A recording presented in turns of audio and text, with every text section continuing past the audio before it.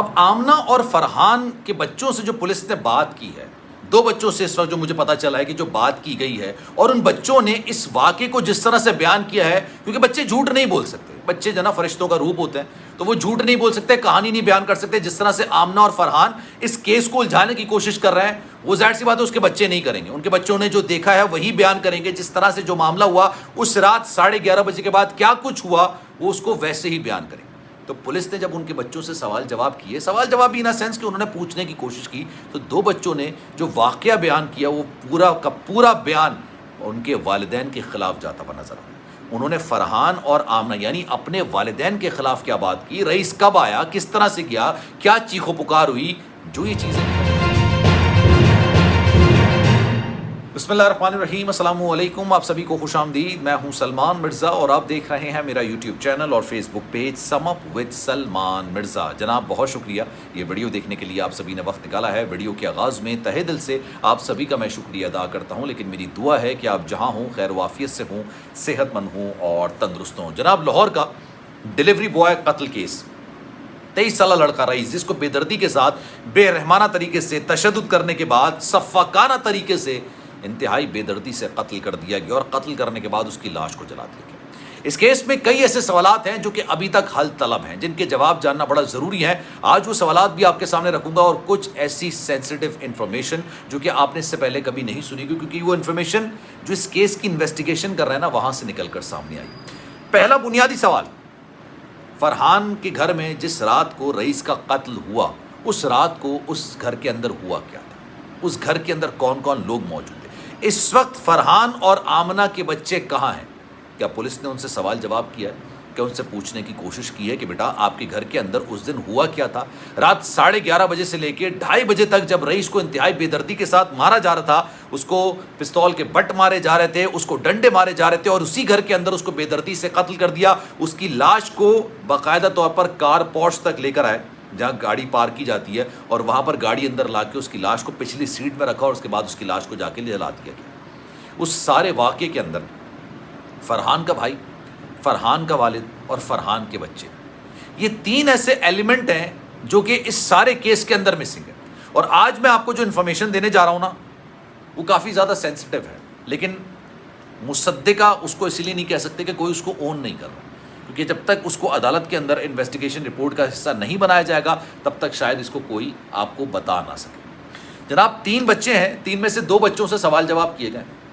پوچھا گیا ہے پولیس کی جانب سے کہ بیٹا اس وقت آپ کے گھر کے اندر ہوا کیا تھا؟ کیا بچوں نے اپنے والدین کے خلاف بیان دیا ہے؟ کیونکہ بچے جھوٹ نہیں بول سکتے، ان کو کہانی بنانا نہیں آتا، اور اگر کہانی بنائیں گے تو پکڑے چلے جائیں گے. کہتے ہیں نا بچے فرشتوں کا روپ ہوتے ہیں، بچے جھوٹ نہیں بول سکتے ہیں. اور اسی وجہ سے یہ بات بڑے اوتھینٹک انداز میں باوثوق ذرائع سے کہی جا رہی ہے کہ بچوں نے اس گھر کے اندر جو اس دن قیامت رچی تھی ورڈ بائی ورڈ وہ پولیس کو بتانا شروع کر دیا.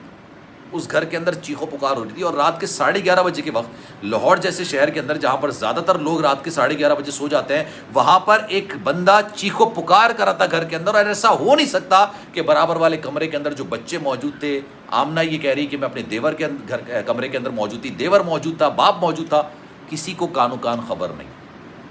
پولیس نے بچوں سے سوال جواب کیے، اور سوال جواب کرنے پہ ان کو کچھ چیزیں ایسی پتہ چلی ہیں جو کہ اس کیس کے اندر شاید ان کی ہیلپ کر سکیں. کیونکہ مجھے واقعی میں پولیس کے جو کردار ہے نا اس کیس کے والے سے بڑا پازیٹیو نظر آ رہا ہے. پولیس چاہتی ہے کہ جناب اس کیس کو سالو کیا جائے، کیونکہ یہ کیس اب دعا زہرا کی طرح یا نور مقدم کی طرح اس وقت سوشل میڈیا میں کافی زیادہ وائرل ہو گیا. لوگ جاننا چاہ رہے ہیں جناب 23 سالہ لڑکے کو کیوں قتل کیا گیا.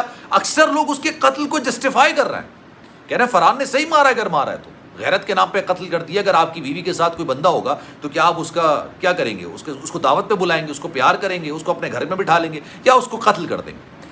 قتل کرنا کسی بھی طور پر جسٹیفائڈ عمل نہیں ہے. پہلا سوال تو میرا سوال کا جواب تو یہ ہے، کسی بھی طور پر نہیں ہے. اگر قتل کرنا جسٹیفائڈ ہو جائے گا نا تو ہو سکتا ہے کچھ جسٹیفائڈ وجوہات آپ کے پاس ہوں، کچھ جسٹیفائڈ وجوہات میرے پاس ہوں. جو میرے پاس وجوہات ہوں ان کو آپ نہ مانیں، جو آپ کے پاس وجوہات ہیں ان کو میں نہ مانوں. یہ تو پرسن ٹو پرسن ویری کرتا نا، کیس ٹو کیس ویری کرتا ہے. اسی لیے عدالتیں بنی ہیں نا، اسی لیے تو جج صاحب موجود ہیں. جج صاحب اس بات کا فیصلہ کریں گے کہ کون سی تھیوری، کون سی کہانی سچی ہے، کون سی تھیوری بالکل ویلڈ ہے. لیکن قتل کرنا کسی کو کسی بھی طور پر جائز نہیں. میں یہ نہیں کہہ رہا کہ اس کے ساتھ تعلقات تھے تو وہ صحیح تھے, وہ صحیح ہونے چاہیے تھے, نہیں, یہ بات ہرگز اس طرح کی نہیں ہے. یہ عمل بالکل غلط تھا. میں تو رئیس کے بھائی پر تنقید کر رہا ہوں جو کہ آمنہ کو بد کردار, بد چلن, بس ذات تک کہتا ہوا پکڑا گیا وہ کہ بھائی وہ بد ذات عورت ہے, بد چلن ہے, بد کردار ہے. بھائی اس کے ساتھ ریلیشن شپ میں آپ کا بھائی بھی تھا جس کی شادی ہو چکی ہے, شادی ان مینس کہ اس کا نکاح ہو چکا ہے, منکوحہ اس کی موجود ہے. تو یار جتنی قصوروار اس سارے معاملے کے اندر آمنہ ہے اتنا قصوروار رئیس بھی ہے.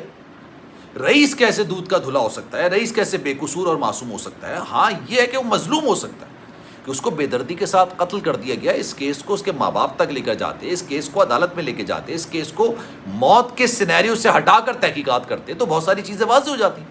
لیکن اس ریلیشن شپ میں آمنہ کو قصوروار ٹھہرانا کیونکہ اس کے 3 بچے ہیں, اس کا ایک شوہر ہے, اس کا ایک گھر ہے, اور وہ ایک ایسے ریلیشن میں ہو گئی جو کہ ہمارے معاشرے کے اندر معیوب سمجھا جاتا ہے, غیر شرعی, غیر قانونی سمجھا جاتا ہے, کسی بھی معاشرے میں اس کو اچھا نہیں سمجھتے. لیکن وہ جس کے ساتھ ریلیشن شپ میں تھی اس کا بھی نکاح ہو چکا تھا, اس کی بھی منکوحہ تھی, وہ اپنی منکوحہ کو بھی دھوکہ دے رہا تھا, وہ بھی کوئی دودھ کا دھلا نہیں تھا, وہ بھی کوئی پاک صاف نہیں تھا, وہ بھی معصوم نہیں تھا. ہاں اس کے ساتھ ظلم ہوا, اس کو قتل کر دیا گیا, یہ غلط ہوا. تو جناب اس کیس کے اندر بہت ساری چیزیں ایسی ہیں جس کا جواب جاننے کی بڑی ضرورت ہے. فرحان جس نے اپنا اعتراف کیا تھا جرم کا کہ میں نے اس کو قتل کیا, قتل کرنے کے بعد اس کی لاش کو جلا دیا, اور جب میں لاش کو جلا رہا تھا تو مجھے نہیں پتا تھا اس سے پہلے مجھے کیا کرنا ہے, مجھے لاش کے ساتھ کیا کرنا ہے. میں تو روڈ پہ جا رہا تھا گاڑی میں اس کی لاش کو لے کے, پچھلی سیٹ پر فرحان کی لاش پڑی ہوئی تھی, اور جہاں مجھے ایک سنسان جگہ آئی میں نے اس کی لاش کو جلا دیا. آج وہ اپنے بیان سے مکر رہا ہے, آج وہ اپنے بیان سے پھر رہا ہے, اور اس کے پھرنے کی سب سے بڑی وجہ یہ ہے کہ اس کو جو وکلا پرووائڈ کیے گئے ہیں آمنہ کے والد صاحب کی طرف سے, کیونکہ بیسیکلی وہ بچا آمنہ کو رہا ہے نا یار, آمنہ کا ریلیشن شپ تھا. یہ پولیس کے پاس ثبوت موجود ہے کہ ریلیشن شپ آمنہ کا رئیس کے ساتھ تھا, لیکن ان کو یہ ثابت کرنے کی ضرورت ہے کہ فرحان اور آمنہ رئیس کے قتل میں بھی ملوث ہیں. عدالت میں ریلیشن شپ کے خلاف کیس نہیں چل رہا ہے, قتل کے خلاف کیس چل رہا ہے. ایویڈنسز آپ نے آمنہ اور رئیس کے ریلیشن شپ کے نہیں دینے, آپ نے ایویڈنس دیکھنے ہیں فرحان اور آمنہ نے رئیس کا قتل کیا, اس کے ایویڈنسز دینے. اور ان ایویڈنسز میں لگ ایسا رہا ہے کہ ان کے جو بچوں کے بیانات ہیں نا وہ بڑا کردار ادا کریں. خیر جناب اس بارے میں آپ کی رائے کیا ہے؟ میں چاہوں گا کہ کامنٹ سیکشن میں اپنی رائے کا اظہار ضرور کیجیے گا. سلمان مرزا کو دیجیے اجازت. زندگی رہی, صحت رہی, آپ کی دعائیں رہیں تو انشاءاللہ آپ سے پھر ملاقات ہوگی. جانے سے پہلے گزارش ہے, اگر آپ نے چینل سبسکرائب نہیں کیا سلمان مرزا آفیشیل میرے یوٹیوب چینل کو سبسکرائب ضرور کریں, بیل آئیکن ضرور دبائیں. کوئی بات آپ کہنا چاہتے ہیں تو انسٹاگرام پر فورم حاضر ہے, salman.mrza کے نام سے میرا انسٹاگرام اکاؤنٹ ہے, چاہیں تو فالو کر دیں. جو آپ میسج کریں گے انشاءاللہ میں آپ کے میسج کا رپلائی ضرور کروں گا. خیال رکھیے گا اپنا. اللہ حافظ.